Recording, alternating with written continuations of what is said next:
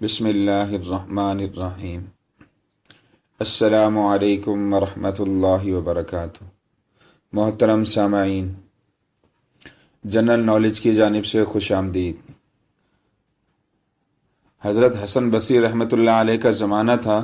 آپ کی ایک شاگردہ جو باقاعدہ آپ کا درس سننے آتی تھی، نہایت ہی عبادت گزار تھی۔ اس بیچاری کا جوانی میں خاوند چل بسا۔ اس نے دل میں سوچا، ایک بیٹا ہے، اگر میں دوسرا نکاح کر لوں گی تو مجھے دوسرا خاوند تو مل جائے گا، لیکن میرے بچے کی زندگی برباد ہو جائے گی۔ اب وہ بچہ جوان ہونے کے قریب ہے، یہی میرا سہارا صحیح۔ لہٰذا اس عظیم ماں نے یہی سوچ کر اپنے جذبات کی قربانی دی۔ وہ ماں گھر میں بچے کا پورا خیال رکھتی، لیکن جب وہ بچہ گھر سے باہر نکل جاتا تو ماں سے نگرانی نہ ہو پاتی۔ اب اس بچے کے پاس مال کی کمی نہ تھی، اٹھتی ہوئی جوانی بھی تھی۔ یہ جوانی دیوانی ہوتی ہے، چنانچہ بچہ بری صحبت میں گرفتار ہو گیا، شباب اور شراب کے کاموں میں مصروف ہو گیا۔ ماں برابر سمجھاتی رہی، لیکن بچے پر کچھ اثر نہ ہوتا۔ وہ اس کو حضرت حسن بصری رحمۃ اللہ علیہ کے پاس لے کر آتی۔ حضرت بھی اس کو کئی گھنٹے سمجھاتے، لیکن اس بچے کا نیکی کی طرف رجحان ہی نہیں ہوتا تھا۔ حضرت کے دل میں بھی یہی بات آئی کہ شاید اس کا دل پتھر بن گیا، مہر لگ گئی ہے۔ بہرحال ماں تو ماں ہوتی ہے۔ ماں اسے پیار سے سمجھاتی رہی، میرے بیٹے نیک دن نیک بن جاؤ، تمہاری زندگی اچھی ہو جائے گی۔ کئی سال برے کاموں میں لگ کر اس نے اپنی دولت کے ساتھ ساتھ اپنی صحت بھی تباہ کر لی تھی۔ اس کے جسم میں لا علاج بیماریاں پیدا ہو گئی۔ معاملہ یہاں تک آ پہنچا کہ اٹھنے کی بھی سکت نہ رہی اور بستر پر پڑ گیا۔ اب اس کو آخرت کا سفر سامنے نظر آنے لگا۔ ماں نے پھر سمجھایا، بیٹا تو نے اپنی زندگی تو خراب کر لی، اب آخرت بنا لے اور توبہ کر لے۔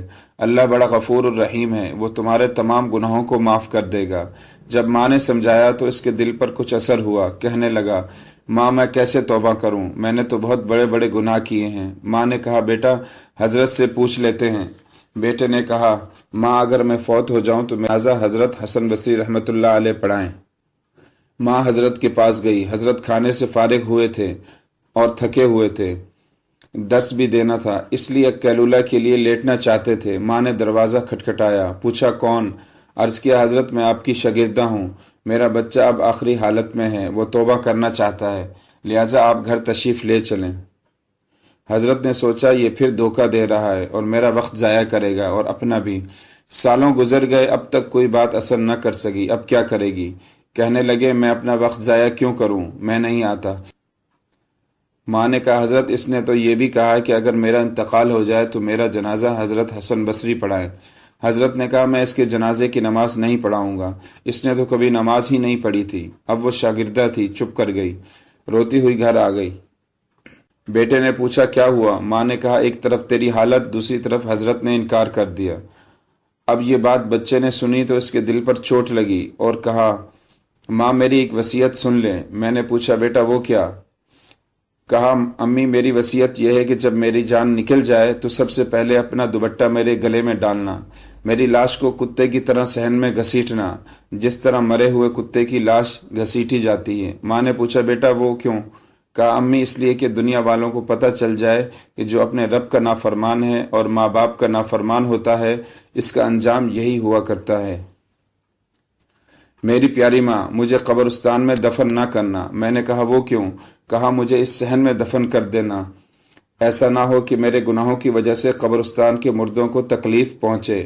جس وقت نوجوان نے ٹوٹے دل سے عاجزی کی یہ بات کہی تو پروردگار کو اس کی یہ بات اچھی لگی، روح قبض ہو گئی۔ ابھی روح نکلی ہی تھی کہ ماں آنکھیں بند کر رہی تھی تو دروازے پر دستک ہوئی۔ پوچھا، کون؟ جواب آیا، حسن بصری ہوں۔ کہا، حضرت کیسے؟ فرمایا، جب میں نے تمہیں جواب دے دیا اور سو گیا، خواب میں اللہ رب العزت کا دیدار نصیب ہوا۔ پروردگار نے فرمایا، حسن بصری تو کیسا میرا ولی ہے، میرے ایک ولی کا جنازہ پڑھنے سے انکار کرتا ہے۔ میں سمجھ گیا کہ اللہ نے تیرے بیٹے کی توبہ قبول کر لی ہے، تیرے بچے کی نماز جنازہ پڑھانے کے لیے حسن بصری کھڑا ہے۔